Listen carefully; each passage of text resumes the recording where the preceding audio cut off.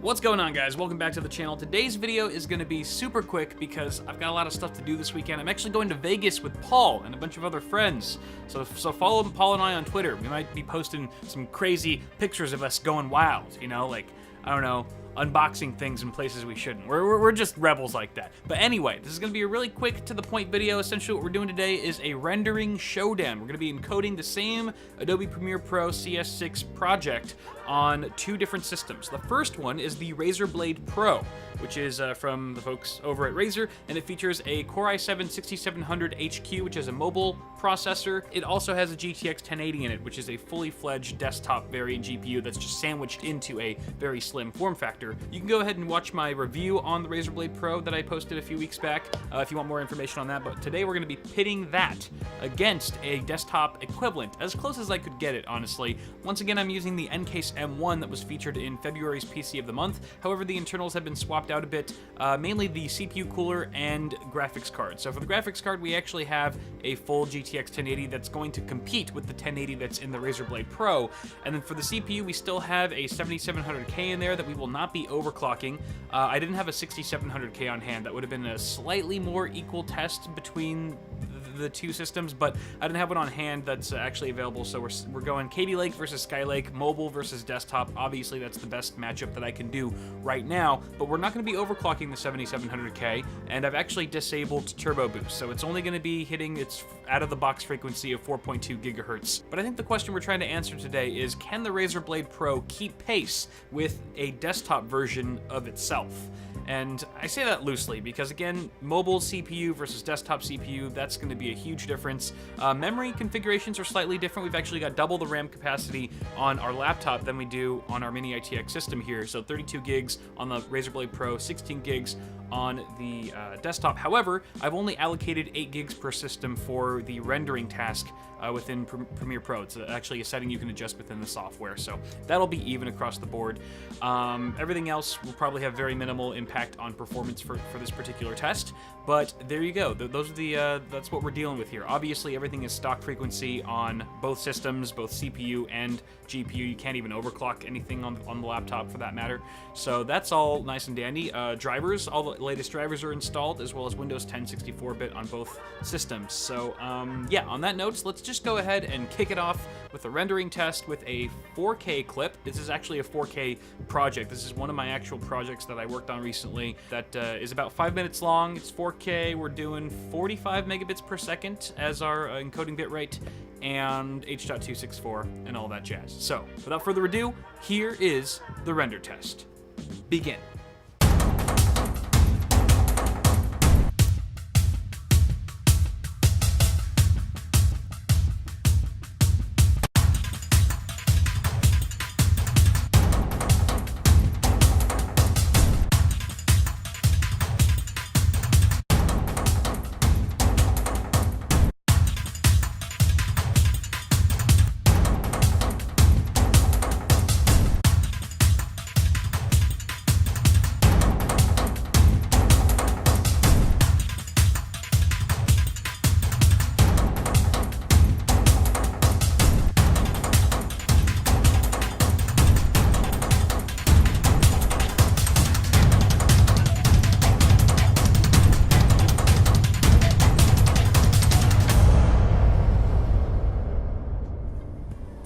Alright, so a pretty crushing victory for our desktop here. It actually rendered out the project in 12 minutes and 2 seconds compared to the laptop, which was significantly slower at 18 minutes and 33 seconds.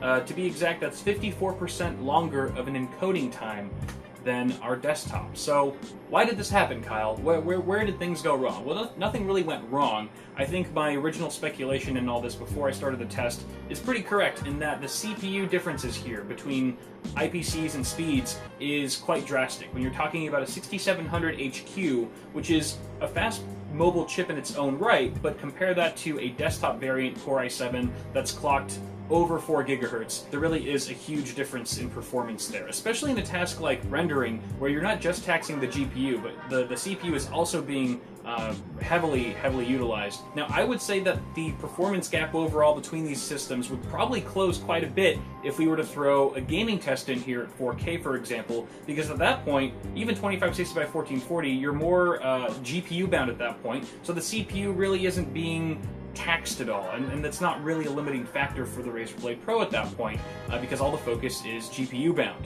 However, when you're talking about rendering, both the CPU and GPU, at least in our case today, are being taxed fairly evenly, and much more evenly so than in a game at 4K, for example. So we were really able to expose any sort of weaknesses or slowdowns with that mobile CPU in our render test today. So another factor to consider here is that laptops are generally way more constrained thermally than desktops are. So the manufacturers of these laptops, like Razer or whoever else is assembling anything, whether it's HP, Dell, whatever, they kind of know this going into it, you know, especially like the gaming laptops in particular, so they might not allow the hardware to ramp up or just go balls to the wall and deliver the utmost performance that they're capable of, because they want to keep things thermally controlled. Whereas a desktop, that's sort of more in the user's hands, the hardware is just allowed to go as fast as it can go, as long as the thermal conditions are in place. So that could have a lot to do with why we saw a bit of a slouch in performance today as well. Now, before I go, I don't want people to watch this video and think, well, there's really no place for the Razer Blade Pro. It's not nearly as fast as a somewhat equivalent desktop solution, so why the hell would you even buy it? And to that, I will say, there is a fairer way to test this. Not that I have time to do it today, but hear me out, I'll leave you with this thought. If we were to test this again in a more fair, overall, all-encompassing manner, I would want to see how long it would take to set up a full desktop, including the PC itself, monitor, keyboard, mouse, all the cables, all that stuff. I'd like to see how many seconds would that take, and then how many seconds would it take to tear it down and pack it up nicely so that you were able to just walk out the door with everything in hand, versus the time it takes to close a laptop and stick it in a backpack and zip it up. So really, I mean, I think at the end of the day, it's like, where do you want your time to be saved?